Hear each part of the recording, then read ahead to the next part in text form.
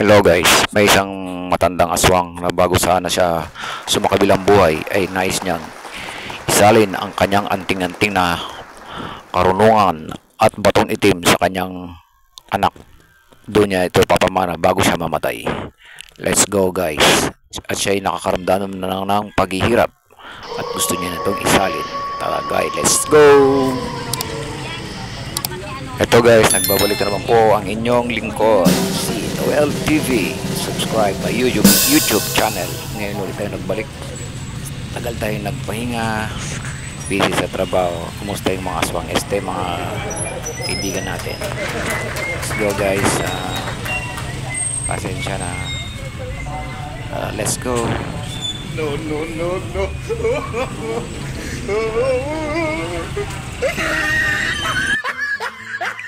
Sa isang tagong lugar, may naninirahang isang matandang aswang. Siya'y bago sana mamatay, gusto niyang isalin ang kanyang kapangyarihan, isalin ang kanyang batong itim sa kanyang dalawang anak na babae.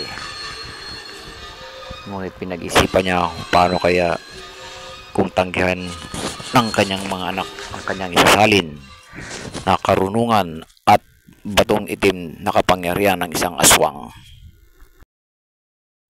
Kailangan niyang isalin ang kanyang pag-aswang bago siya mamatay. Siya ay nakakaramdam na ng panghihina. Let's go guys. Pero kailangan dumaan sa isang pagsubok bago niya ipamana ang kanyang pag-aswang sa kanyang mga anak. Kailangan ng practice muna at i-trade test niya muna, papakawalan niya bago maging isang ganap na aswang.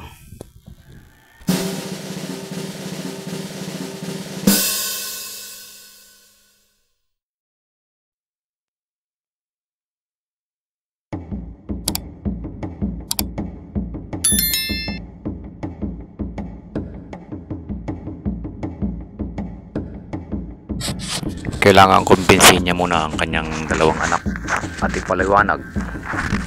Sana matanggap ang kanyang kahilingan na isalin at tanggapin ang kanyang pag-aswang bago siya sumakabilang buhay.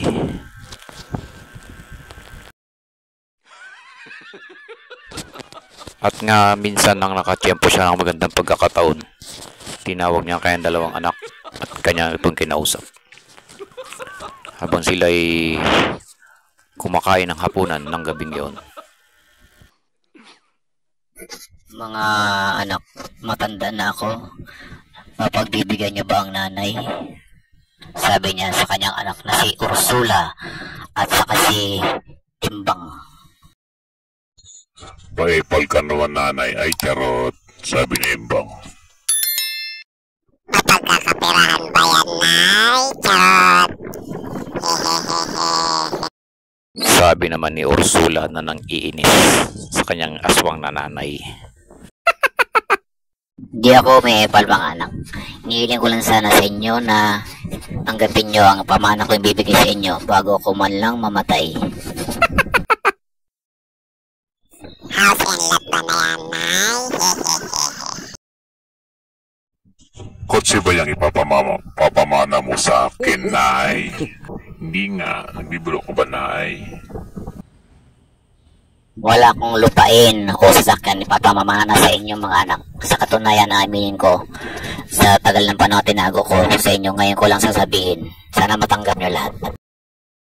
Bigyan mo kami ng clue, nay. Siguro dati kang artista, no? Aminin. Oy mga animal, hindi na ako magpapatumpik-tumpik. Aminin ko, ang nanay nyo ay literal na aswang. Ako'y malapit ng mamatay at nais ko sa inyong ipamana ang karunungan ito. Paano masabi? Ay, si nanay ang daya. Ba't ngayon nyo lang sinabi? Ay shit, kaya pala ko minsan pagbukas ko ng rep, may mga ano doon para mga daliri. Siguro kinain natin mga tao na yun, no? Nagkakatay ka ng tao, mga atay, no? Dinadala mo rito, pinapakain mo sa amin, ano, nay? Shit. Ang kailangan ko lang mga anak ay tanggapin nyo ang kailingan kong isalin sa inyo ang karunungan ang aking pagiging aswang? Oo o hindi? Parang awa nyo na. Nahirapan na din ako sa aking katawan. Gusto ko na magpahinga. Ibigay sa inyo ang pagiging aswang. Please, mga anak. To make the story short, ang tagal ng kanilang usapan, ang tagal niya bago nakumbinsi ang kanyang mga dalawang anak para pumayag lang may salin sa kanya. May salin niya ang kanyang kapangyarihan sa kanyang mga anak. Kailangan dumaan daw sa isang pagsubok para malaman kung sino ang tunay na nagmamana ng kanyang pagiging aswang. Let's go guys! Go go go! Aswang, aswang, aswang! Basta na ha, promise na ha. Pag ako makakapana sa trade test na maging aswang, matutuwa na din kasi ako. Siguro iba't ibang lugar mapupuntahan ko. Siyempre, lipad ako ng lipad. Saan sana ako mapapadpad? Iba't ibang lugar, diba na? Hehehe. Makakakita ako ng mga guwapo, lalo na sa Manila. Mas lalo ako excited ako. Unahin kong kagating sa league. Yung mga pogi, hehehehe. Ay nako. Talaga naman. Sige na, isali mo sa pagiging aswang. Gusto ko na rin, excited na din ako. Hehehe. Okay. Total mga excited na rin lang naman kayo. Bibigyan ko kayo ng pagsubok sa darating na kabilugan ng buwan. Umayo kayong dalawa at mambiktima. Kayo titingnan mo sino ang magaling sa inyo, ang magiging tunay na aswang. Tandaan nyo, sa kabilugan ng buwan, sumipat na kayong dalawa. Magsaan yung baboy kayo o kaya magsaan yung ibon kayo at pagpaikot-ikot kayo, mambiktima kayo. At nang sumapit na ang kabilugan ng buwan, nambiktima na ang dalawang magkapatid na si Ursula at saka si Timbang sa urang gabi. Let's go guys! At ito yung isa, si Imbang. Pumasok sa, nagsaan yung baboy siya. Sabi niya, ito ang una kong biktima. Pumasok siya sa kulungan ng baboyan. At doon siya may bibiktima. Let's go guys. At ito naman si Ursula. Nagsaan yung paniki. Mangagat siya ng liig. Ik. Ang unang tao kong makikitang naglalakad sa ating gabi ay sasakbalin ko agad sa liig. Ik.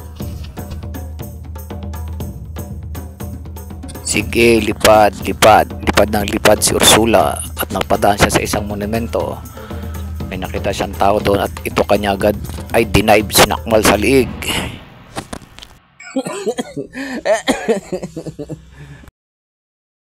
Magbubukang liwayway na nang makabalik ang magkapatid sa kanilang bahay at naghihintay ang kanilang aswang na ina sa kanilang resulta sa pagiging unang gabi na nilang pambibiktima.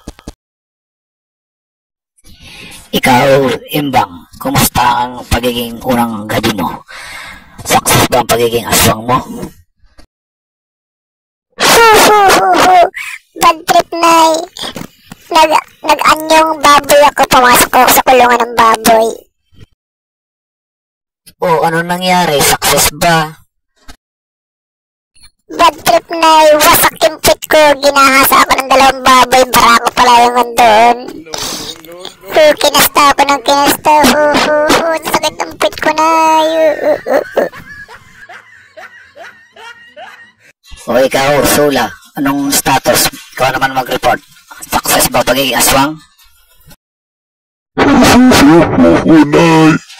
Pasak yung banga ko. Putul-putul na ang ngipin ko. Ang sakit. Ang sakit na laray ko, Nay.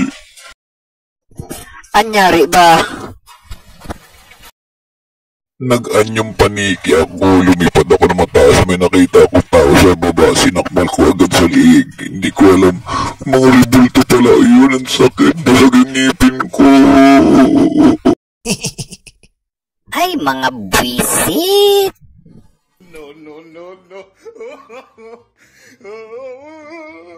Bagsak kayo sa pagiging aswang. Ay, naku, mga animal na mga bata ito. Gusto ko na magpahinga. Salamat guys, salamat, hanggang dito na lang mga aswang este, mga kaibigan, mga tropa, mga kaibigan. Bye bye.